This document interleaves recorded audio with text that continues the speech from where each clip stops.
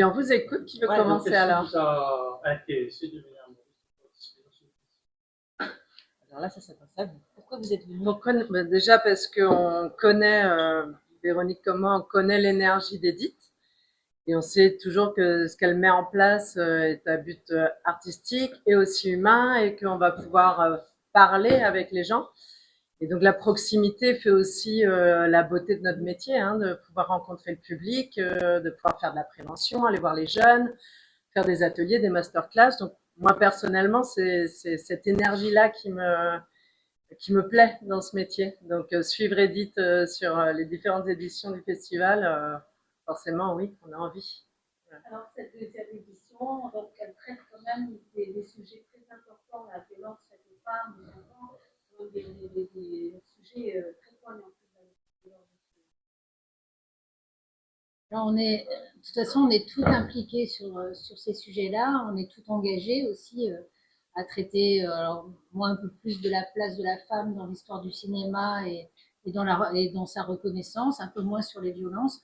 Mais c'est un continuum. En fait, il faut absolument traiter d'un sujet pour pouvoir débloquer les blocages qu'il y a sur les autres sujets. Donc, c'est une sorte oui, de cohérence en fait de parcours. Ça s'aligne toutes les trois d'ailleurs dans cette prise de conscience, enfin dans notre engagement, et cet engagement est la preuve qu'il faut qu'il y ait une prise de conscience. Et donc, voilà, pourquoi on vient à Maurice? On vient à Maurice aussi pour expliquer que ce sont des sujets qui sont absolument capitaux, en fait, qui sont vraiment très très importants pour toutes les sociétés, et qu'il n'y a pas de société qui n'est pas concernée par le sujet. Donc, partout où il faudra aller, on ira. Oui. Non, puis ces sujets-là, il faut qu'ils passent par la culture pour pousser les politiques à agir. Si on attend les politiques, rien ne bougera jamais. Donc en fait, quand on s'implique dans la culture pour changer la culture vraiment du fond, et que le public est confronté à un outil artistique, il peut repenser les images, il peut se questionner à son tour, et donc ensuite dans la société civile ou dans son comportement, en règle générale, il y a des choses qui s'inscrivent, et je crois que un artiste est par nature engagé. Et nous, les questions autour des femmes et des enfants ou des violences, oui, ça nous anime forcément, mais on est obligé. Je crois qu'on est vraiment obligé de le faire. Mais est-ce que c'est facile de créer un script comme ça? Est-ce que c'est facile de créer un script comme ça? Je sais pas. Moi personnellement, ça s'est imposé. J'aurais pas pu écrire autre chose. En tout cas, mon premier film, Les Chatouilles, qui parle de pédocriminalité, bon, ça parlait de mon histoire, donc il s'est imposé à moi. Mais ensuite, il y a toute une logique de pensée qui continue. Donc, je sais pas, il n'y a rien de facile de toute façon. Donc, ce festival au féminin, pour moi comprendre qu'il y a dans la révolution des femmes.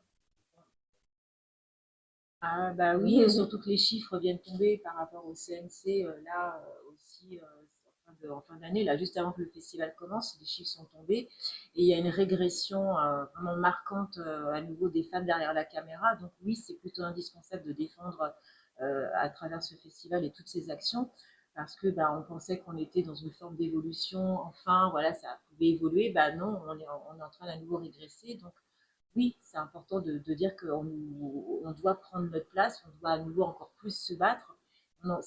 C'est terrible de se dire que finalement, on est là à parler, à promouvoir, à se défendre, et on se dit, bah, on a l'impression de pédaler, excusez-moi du terme, dans la choucroute. C'est dur de voir que les chiffres sont encore, voilà, ils ont reculé, en tout cas en France, et je pense que ça doit être de manière internationale. Oui, aux États-Unis voilà, aussi, le disent.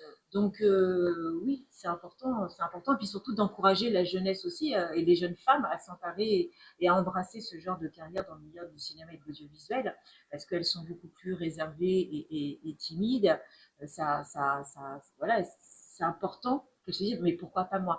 Et en plus, c'est vrai que si je dois rebondir sur la présence de Véronique Lebris, qui a créé le prix Alice Guy, voilà, tout ça c'est très cohérent. C'est très cohérent qu'elle soit là, c'est très cohérent qu'elle parle et qu'elle explique pourquoi ce prix est important. Bah parce que voilà, la première personne qui aujourd'hui avait écrit un scénario qui a réalisé un film, c'est une femme, c'était une Française et c'était Alice Guy. Donc voilà, il faut qu'on reparte à la source pour dire c'est important, il faut continuer à défendre ça. Donc le prix Alice Guy est arrivé du coup à La Réunion et je remercie Véronique.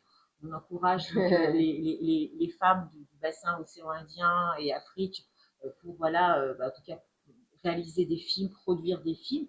Voilà, pour dire que derrière il y a un prix, une reconnaissance et surtout voilà, ce prix existe en France et il est en train de grandir et j'espère qu'il va s'exporter. Ah ben voilà, c'est la première étape, c'est l'île Maurice. J'espère que c'est important pour vous. Moi, je trouve ça très important que ce soit pas un territoire qui soit si attendu que ça, en fait, qui ouvre ses premières portes. Donc, merci, en fait, pour votre accueil. Et je rappelle juste qu'il y a, dans les écoles de cinéma, il y a 50% de filles. Et dans la profession, il y a plus de la moitié qui disparaissent. Et c'est quand même important que la moitié de la population, parce que les femmes, ça représente quand même la moitié de la population mondiale, puisse rêver et accéder à ses rêves comme le font les hommes, en fait. Alors évidemment, il y a des difficultés pour tout le monde, on n'est pas dupe de ça. En tous les cas, qu'elles aient au moins la possibilité et d'avoir des rôles modèles qui les portent et d'avoir des possibilités de croire en fait en leur talent et d'avoir confiance en elles, en fait. Et tout le monde s'en portera mieux, hein. C'est autant les hommes que les femmes, et en plus on aura une meilleure représentation de la société, ce qui est quand même le but ultime d'une société civilisée. Hein. On discutait que il disait que 50% qui apprennent au niveau des personnels féminins, je vais dire ça comme ça, qui ne sont plus dans le métier. C'est quoi? C'est la famille, ce sont les projets qui portent, ou ce sont les producteurs qui sont un peu plus machos, qui veulent un peu plus du commercial. Non, alors les producteurs sont pas aidants. En fait, d'abord, c'est un système, hein, c'est un système qui s'appelle le patriarcat, qui est quand même défavorable aux femmes en règle générale. Il y a aussi quelque chose qui est vraiment difficile à gérer dans une carrière, qui sont les maternités, qui sont quand même un vecteur d'effacement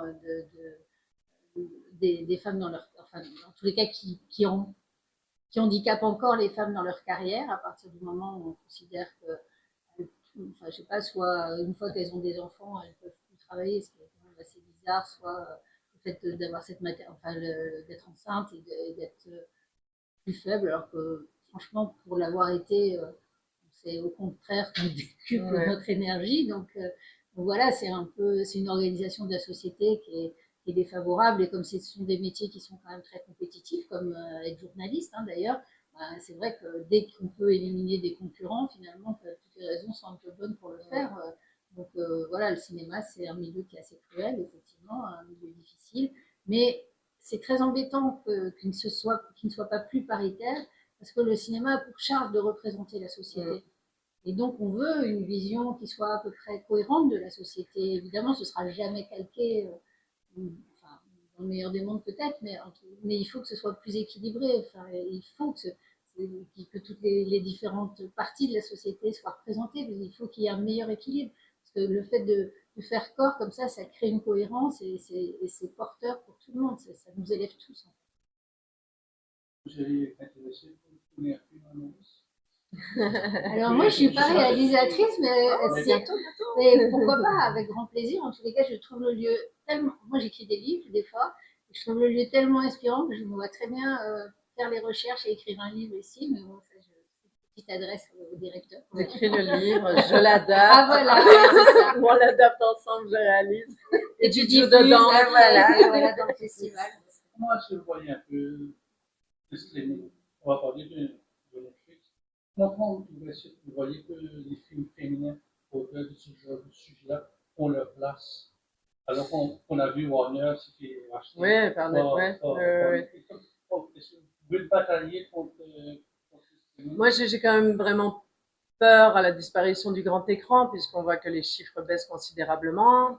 Le grand écran, la salle de cinéma, ça apporte une telle proximité, puis même ce rapport au collectif aussi, de vibrer tous en même temps face à un film, à un outil comme ça qui nous est donné, se regarder à la fin de la séance, voire même en parler et tout, et puis juste les conditions, en fait, les conditions de travail d'un réalisateur sur l'image, sur le son. C'est important que le cinéma continue. Moi, je ne suis pas contre les plateformes. arriver dans un foyer directement. Je l'ai fait par exemple avec Nudes, qui est une série qui était sur Prime. Bon, ça n'avait pas sa place au cinéma parce que c'était une série déjà, de toute façon. Mais arriver directement dans les foyers, il y a aussi cet atout. Donc il faut savoir encore une fois équilibrer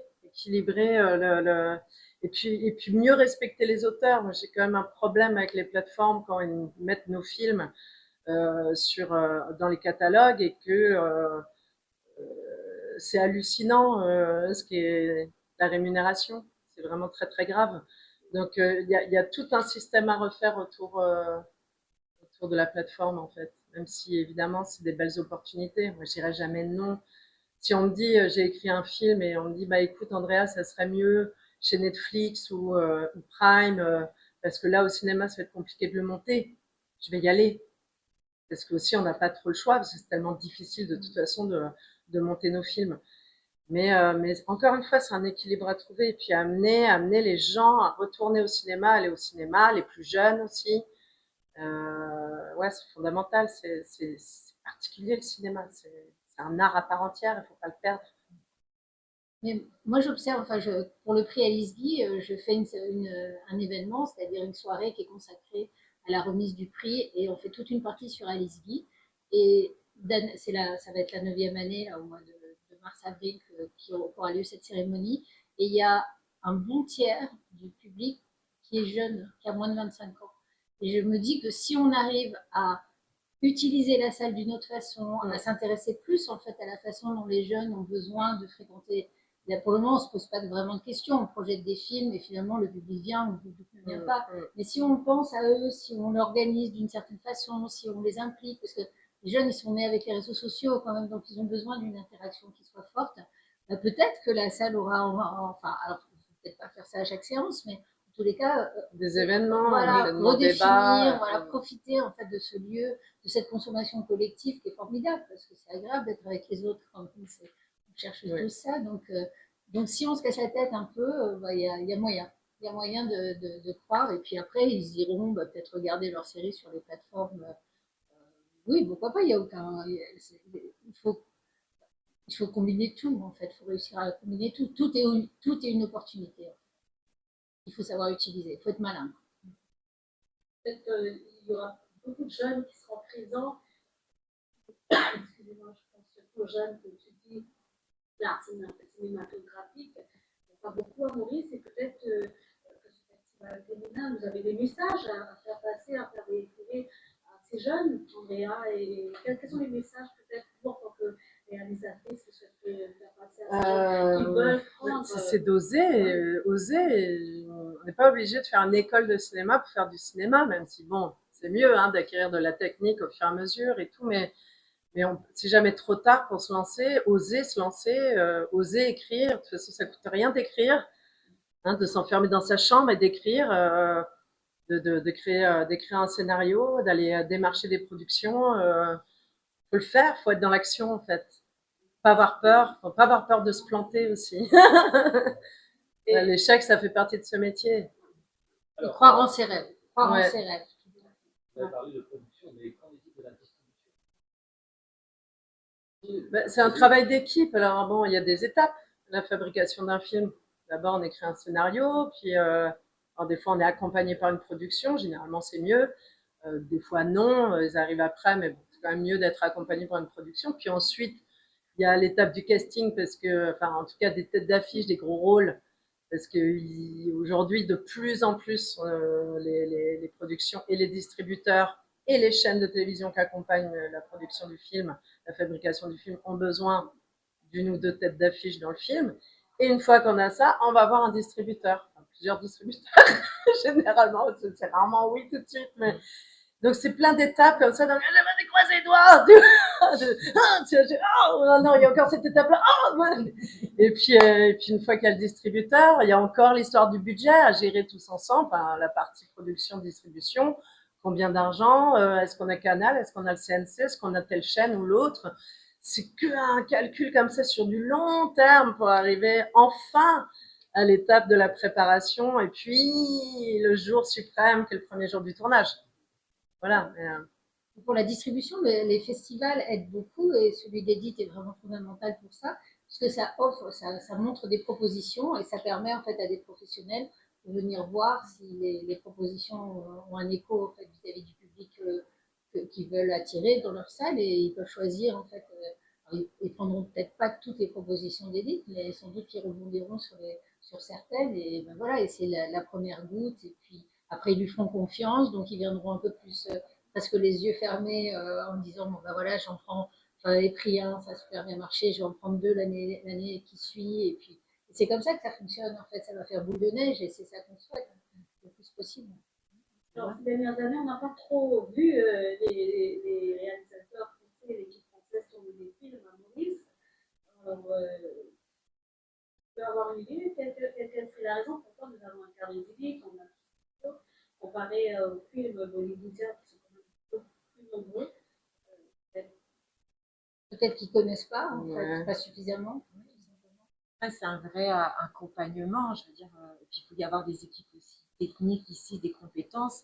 Alors je sais pas, moi, enfin, je sais que pour le peu que j'ai un peu interrogé, je pense qu'il y a quand même encore des choses à bien accompagner au niveau du professionnalisme, enfin, de la professionnalisation des métiers à l'île Maurice. Et ce qui sera intéressant, c'est parce que d'ailleurs, le directeur de la chaîne MBC est venu à La Réunion sur le festival, et ça a été assez chouette. Alors, qu'est-ce que ça a donné? Ça a donné qu'il a rencontré la filière, en tout cas des producteurs ou des réalisateurs réunionnais. Et l'idée, c'est vraiment de créer des vraies synergies, des vraies passerelles avec La Réunion et Maurice, déjà dans le cadre de la diffusion, ce qui serait déjà pas mal. Et puis après, j'espère que ça va donner aussi de la création, de la production de projets, voilà, des îles sœurs quand même, des îles jumelles. Enfin, c'est vraiment aussi l'idée de ce festival que j'ai mis, des rencontres, le partage, la transmission. Et puis alors là, j'ai encore envie d'aller plus loin, c'est-à-dire que voilà, tout ce qui est masterclass, accompagnement, je veux dire formation, la formation auprès des jeunes ici, ça serait aussi voilà, quelque chose d'important de mettre en place. Donc là, moi, je sais que j'ai déposé un projet avec des fonds européens. J'espère que ça va donner quelque chose pour pouvoir faire justement de la formation à la culture et notamment à l'art cinématographique entre La Réunion et Maurice. J'attends la réponse.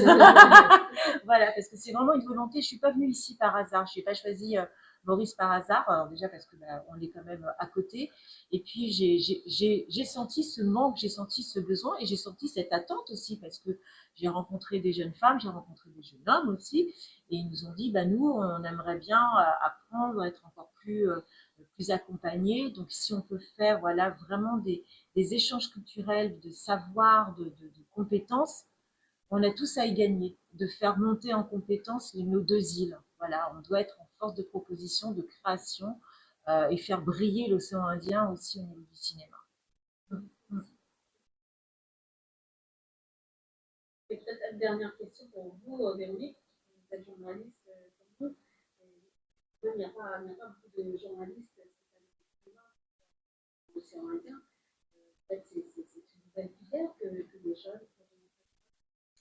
Écoutez, si, oui, pourquoi pas, en tous les cas, c'est sûr que s'il y a une envie, pour être journaliste, vous savez, il faut un public quand même à chaque fois qui est, donc, si, pourquoi pas, et j'imagine que quelqu'un peut se lancer, puis si ça se trouve, il va fédérer une communauté, les gens vont suivre son avis, etc.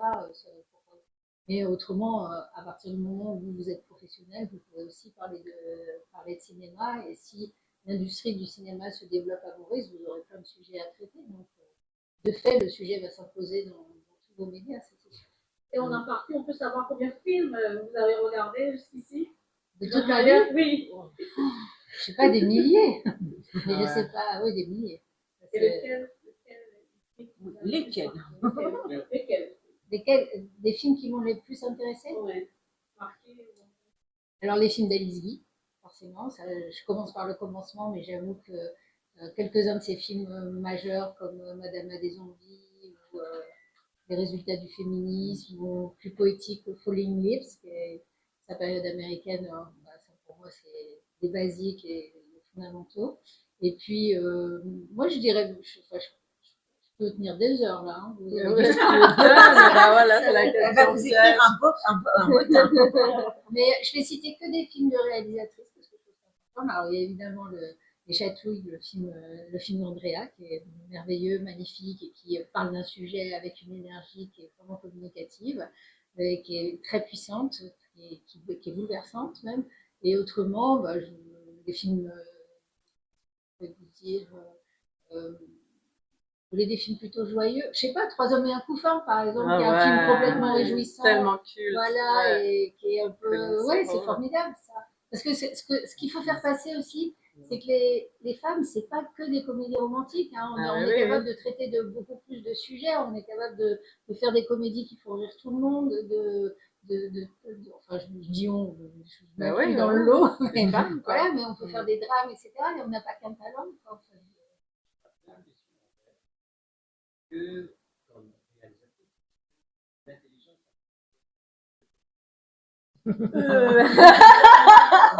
Ouais, personnellement, pas très à l'aise avec l'intelligence artificielle. Oui, j'ai peur surtout en tant que scénariste, en fait. Je crois que l'ordinateur pourra jamais remplacer l'émotion pure de l'être humain et par curiosité, je sais plus quel site j'avais un peu utilisé pour voir ce que ça donnait, etc. Et je trouvais que tout était assez basique. Oui, ça coche des cases de rebondissement, de conflits, et de résolution, etc. Mais personnellement, je suis pas très à l'aise avec ça. Mais j'ai des amis scénaristes qui s'en servent un peu. Moi, ça m'a plus fait perdre du temps qu'autre chose. Mais je crois pas trop. Après, je sais qu'il faut rebondir avec la proposition, qu'il va falloir s'en servir pour ne pas justement être perdu à l'intérieur de ça et être évincé en fait du jeu. Mais et quand je vois qu'il y a des nouvelles actrices, enfin, notamment là aux États-Unis où ils ont inventé cette actrice, qu'on peut pas, clairement, on croit vraiment que c'est un être humain et qu'on dit, bah oui, il est possible de tourner avec elle. Bon, ça me fait froid dans le dos, moi. C'est possible au niveau de la formation. Que celles qui veulent écrire un premier script, comment ça va, quels sont les plans, le minutage. Tout ça, on peut faire avec l'IA qu'on commence dans le métier. Vous êtes un peu. Oui, il y a aujourd'hui. Passer par les autres étapes. Les jeunes qui vont sortir. Je pense que ça peut être un bon accompagnant sur la gestion de la structure et de tout ce que je vous disais, comme par exemple sur le conflit, la résolution, l'accélération à un moment, le climax, etc. Peut-être qu'éventuellement, ça peut des fois débloquer des choses. Je pense que ça peut être un bon support pour se dire, ah mince, là, ma résolution, elle arrive vraiment trop tard. En fait, je vais endormir tout le monde et peut-être que ça doit venir avant. Et donc, l'intelligence artificielle peut peut-être t'aider sur ça. Mais écrire concrètement un scénario entier, non. Mais que ça devienne une sorte de béquille qui fasse gagner du temps. Oui, ça peut être intéressant. Quand ce sont des femmes et qu'on est femmes scénaristes, réalisatrices, est-ce qu'il y a quand même une autre sensibilité qui vient d'ailleurs? Par exemple, je prends le cas du film des Châteaux. Sensibilité qui vient d'ailleurs, je sais pas. Peut-être, je sais pas. Après, moi, c'est compliqué. Mon expérience personnelle fait que je suis rentrée dans le monde du cinéma avec les Chatouilles et j'imaginais même pas un jour faire du cinéma, en fait. Je viens du spectacle vivant et c'était un spectacle et un producteur que je remercierai toujours est venu me voir sur ce spectacle. Il m'a dit, mais tu sais, c'est un film. Et donc, je me suis lancée, je me suis pas posé de questions puisque j'avais cette opportunité incroyable et que je me suis dit, t'as rien à perdre, fonce. Donc, c'est comme ça que j'ai fait mon film. Mais donc, je ne questionne jamais, par contre, je crois qu'on a tous nos instincts, nos naturels. Enfin, tant que tu es hyper sincère avec toi-même et tant que tu n'es pas dans une stratégie, justement, il me semble, bah, le film que tu vas faire va forcément toucher puisqu'il est honnête. Je crois beaucoup en l'honnêteté, en fait, en l'intégrité. Moi, je veux bien répondre à. Pardon, non, mais justement, j'allais dire, je pense qu'on va dire la même chose, Véronique et moi, c'est que.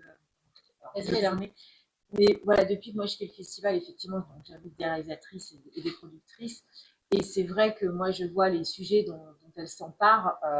Il y a elles ont le courage de s'emparer de sujets. Et si elles ne le font pas, c'est pas les hommes qui vont s'emparer de ce genre de sujet.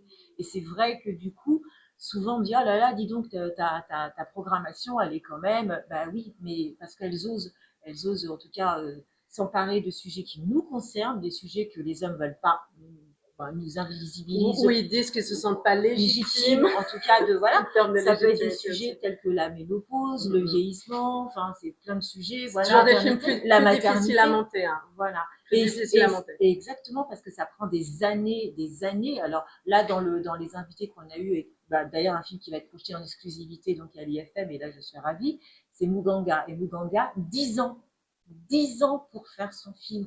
Voilà. Et c'est pas un cas à part. Il y en a d'autres.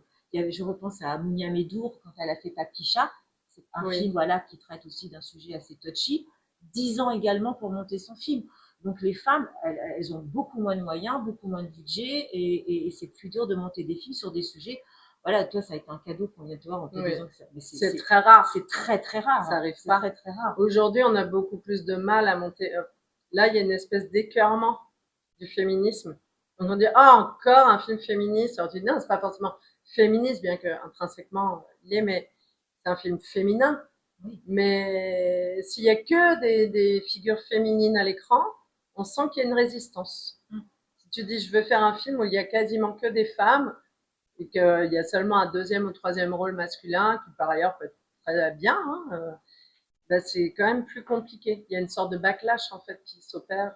Il y a une espèce de mode entre guillemets, on disait c'est important, faites des films sur ça, et aujourd'hui on sent que c'est plus dur et c'est moins distribué.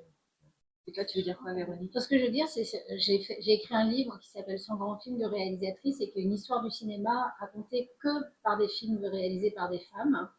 Et donc, je traite de tout, du début, puisqu'Alice Guy, c'était au tout début de l'histoire du cinéma jusqu'à aujourd'hui. Et ce que j'ai constaté, donc j'ai vu des centaines de films réalisés par des femmes, puisque je faisais ma liste, il m'en fallait au moins 100, et puis je voulais en mettre beaucoup plus, en fait, donc j'ai trouvé des astuces pour en mettre plus.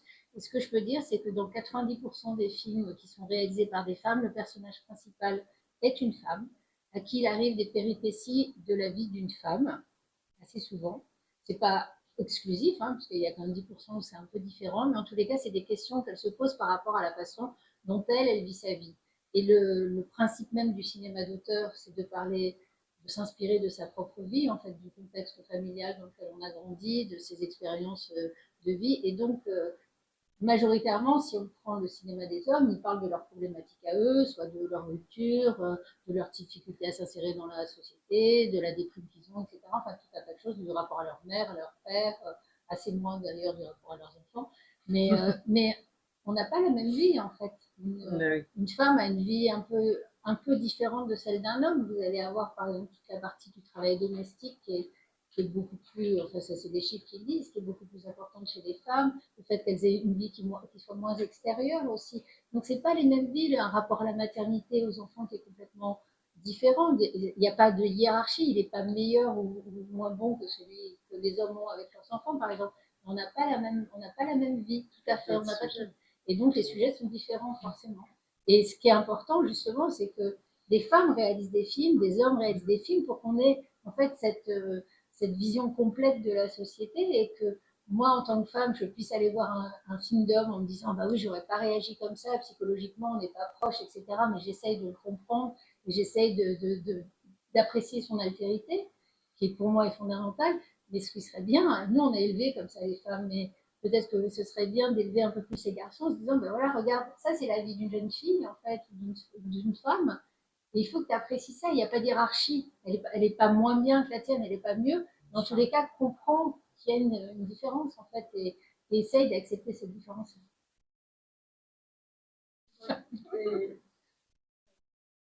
Ça promet pour les masterclass. Ouais, surtout qu'on comprenne que le féminisme n'est pas un combat contre les hommes. En fait, quand nous, on revendique en tant que actrice au sens large du cinéma, n'importe quel poste, si on revendique le droit d'exister, là aujourd'hui, comme on disait tout à l'heure, une sur quatre, une réalisatrice sur quatre réalisateurs qui est une femme. Donc il y a un problème dans la représentativité, dans la représentation, les sujets sont différents, mais ils doivent être entendus, et on ne peut pas nous demander que de faire. Là, on sent que aussi quand on arrive en tant que femme, là, on présente un projet, on nous demande quelque chose de choc aussi. C'est-à-dire que si on vient parler là de l'intime, tu parlais de la charge mentale par exemple, la charge mentale, mais en soi, vraiment, on peut faire un film sur la charge mentale.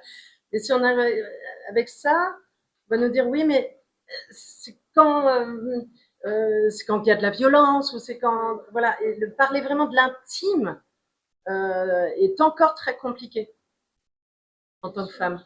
Est-ce que l'intime fait peur? L'intime des femmes fait peur, ouais. Comme disait Véronique, un homme qui va parler de son rapport à son père, il y en a combien des films sur ça?